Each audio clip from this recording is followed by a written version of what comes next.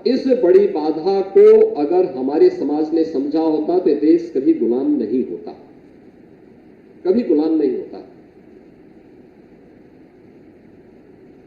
भारत की संत परंपरा ने कभी भी इस बात को महत्व नहीं दिया। उन्होंने हमेशा समरस समाज पर जोर देने का प्रयास किया। दूसरे संत रामानंद जी के बारे में आप देखें, रामानंद जी ने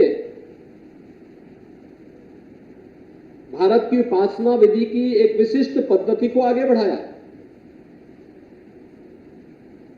लेकिन इस विशिष्ट पद्धति के साथ साथ उन्होंने कहीं छुआछूत और अस्पृश्यता को कभी महत्व नहीं दिया,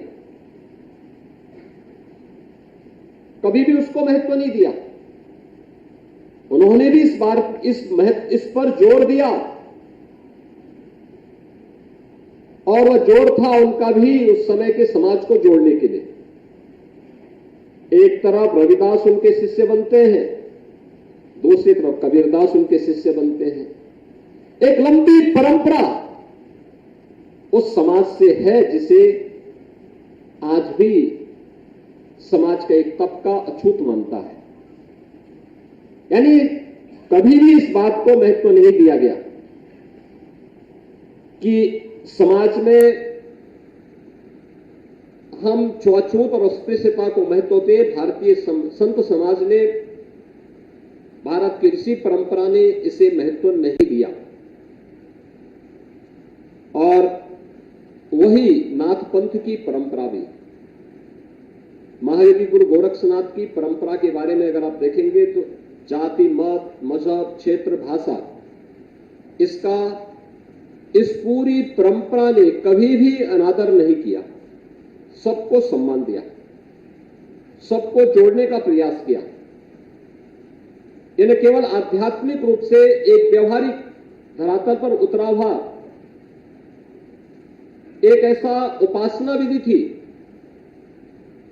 जिसने एक और काया की शुद्धि पर ध्यान दिया और उसके माध्यम से आध्यात्मिक उन्नयन के मार्ग को प्रशस्त किया, तो दूसरी तरफ समाज को जोड़ने के लिए भी समरस समाज के माध्यम से समाज के प्रत्येक तबके को अपने साथ जोड़ने का काम भी किया।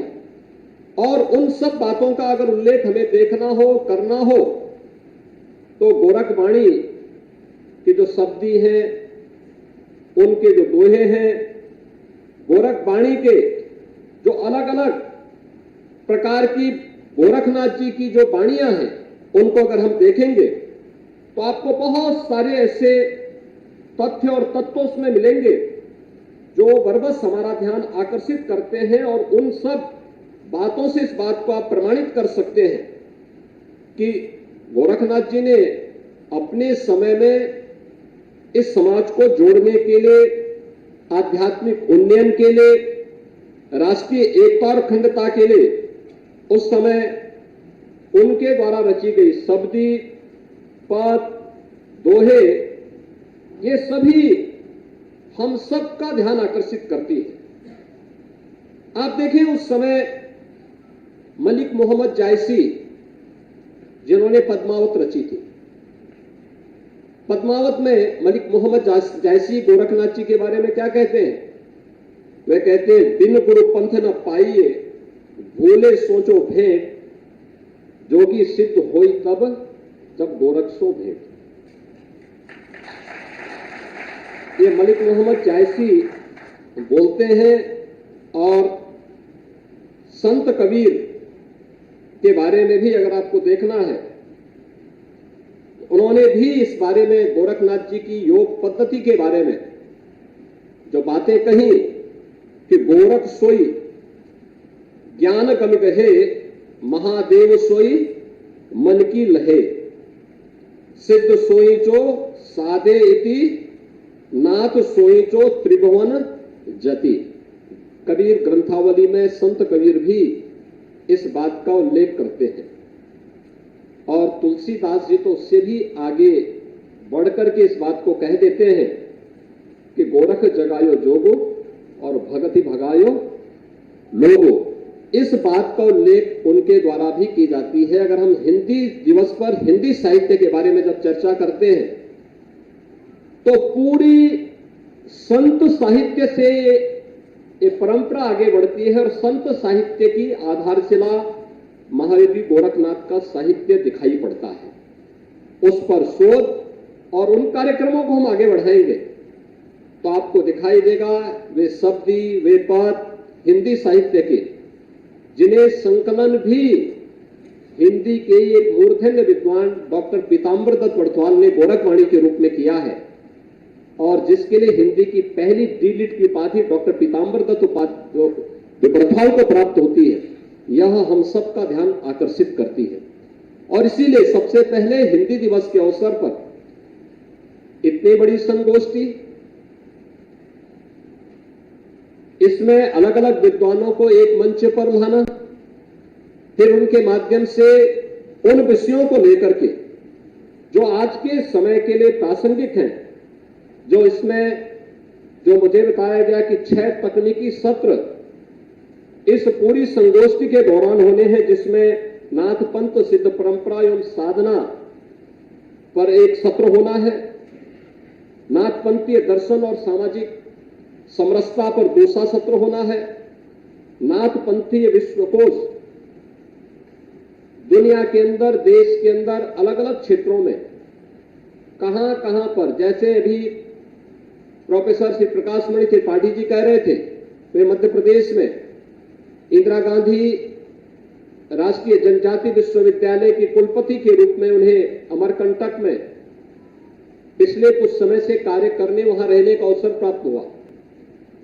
अनेक ऐसे स्थल उस क्षेत्र में उनको देखने को मिले हैं जो गांव या कस्बे जो गोरखपुर के नाम पर या गोरखनाथ जी के नाम पर वहां पर रखे गए। ऐसे ही आप देश के अंदर अलग अलग स्थानों पर जाएंगे। अभी पिछले दिनों मुझे अयोध्या में कन्याकुमारी, यहां से आपके रामेश्वरम से आए हुए एक संत के कार्यक्रम में जाने का अवसर प्राप्त हुआ।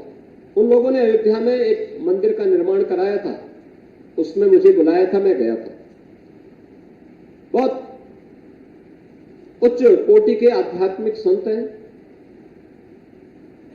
और उन्होंने मुझे वहां पर आमंत्रित किया था, मैं गया था। उन्होंने मुझे कुछ तमिलनाडु के सुदूर किनारे वहां पर गोरखनाथ जी से जुड़े हुए स्थलों का एक प्राचीन साहित्य के कुछ मुझे पांडुलिपियां उपलब्ध करवाई। उन्होंने कहा कि देखिए, हम लोग जब वहां जंगलों में जाते हैं, देखते हैं, तो मुझे यह कुछ मंदिर मिले हैं जो साहित्य के साथ साथ आज भी वहां पर इस रूप में अवस्थित हैं। और ये गोरखनाथ जी का ये प्राचीन मंदिर, ये साधना स्थली 21 रूप में वहां पर स्थित है। सैकड़ों वर्ष पुराने वे स्थल आज भी वहां पर मौजूद है। आप जब कर्नाटक में जाते हैं, कर्नाटक की परंपरा में आप देखेंगे तो कर्नाटक की परंपरा में मंजुनाथ का महत्व, बड़ा भारी महत्व कर्नाटक में है। जब कर्नाटक में आप जाते हैं, मंजुनाथ के बारे में जानकारी लेते हैं, तो वहां की परंपरा एक बात कहती है कि मंजुनाथम ही गोरक्षम, यानी मंजुनाथ जो है यह गोरखनाथ ही मंजुनाथ वहां पर मंजुनाथ के रूप में है। और उनकी एक परंपरा है, उसके लिए हमारी नाथ पंथ की एक यात्रा भी जाती है। अगर आप महाराष्ट्र की परंपरा में आते हैं, पूरी वारकरी संप्रदाय जो संत ज्ञानेश्वर से चलती है, अपने ज्ञानेश्वरी में संत ज्ञानेश्वर भी इस बात का उल्लेख करते हैं। मात्र 16 वर्ष की उम्र में उन्होंने गीता पे एक टिप्पणी लिखी थी, टीका लिखी थी, और उस टीका में उन्होंने उल्लेख किया कि ये ज्ञान उन्हें कहां से प्राप्त हुआ। तो उनके द्वारा इस बात का उल्लेख किया जाता है कि मैंने ज्ञान मत्स्येंद्र नाथ से गोरखनाथ, गोरखनाथ से फिर निपृतनाथ, निपृतनाथ से कि जो एक परंपरा है वहीं से ज्ञानेश्वर को ये ज्ञान प्राप्त होता है। और 21 वर्ष की उम्र में उस संत ने अपनी टीका लिखने के बाद संजीव समाधि ले ली थी।